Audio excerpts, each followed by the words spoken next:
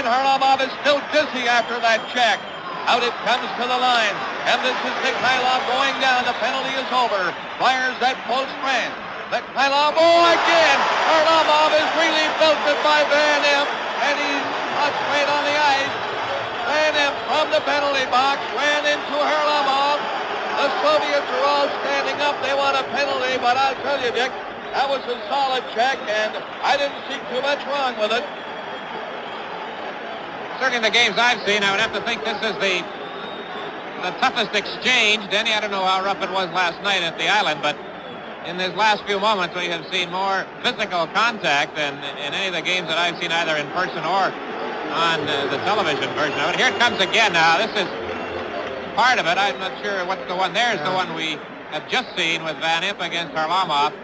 And he, as Bob mentioned, is shaky. He's up now, and he's back to the bench.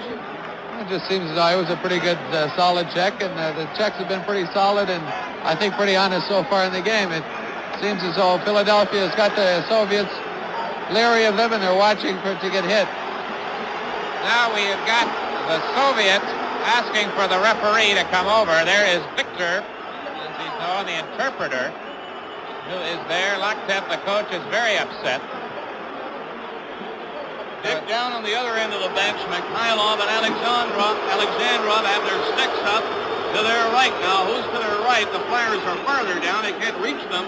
But Alexandrov and Mikhailov have their sticks high, and we couldn't quite see what had happened after the crowd got up.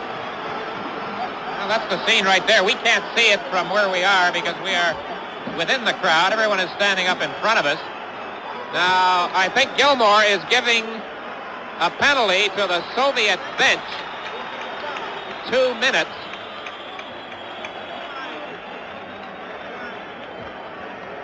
We'll have to wait for the announcement on this, but that would appear to have been the call made by referee Gilmore, who is the man in the middle.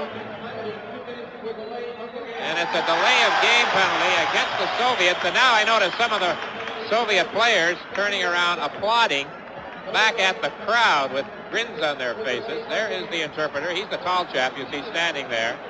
And the signs are hauled up. And obviously they came prepared. That's the sign man down to our left behind the Soviet net. Dick, Matt Pavlich, number 7, the linesman, also understands Russian, and he is helping out with, as you point out, the tall gentleman, Victor. And that's Loktev to his right, who's rather perturbed at this stage. But Pavlich understands the language, and he's trying to help out there. They are leaving the ice. They're going to go. The Soviets are leaving. They're going home. They're going home. Yeah, they're going home. Can you imagine? Denny, it's been a short afternoon. Oh, it's terrible. They're acting like a very frustrated hockey club, and I think they're displaying poor sportsmanship. Can you believe it, Dennis? I certainly can't believe it. I thought they'd have a little more pride and to play the game. In 72, in Moscow, we stayed, and we took it all. And in 74, and now, the Philadelphia Flyers roam around a little bit, and they're going home.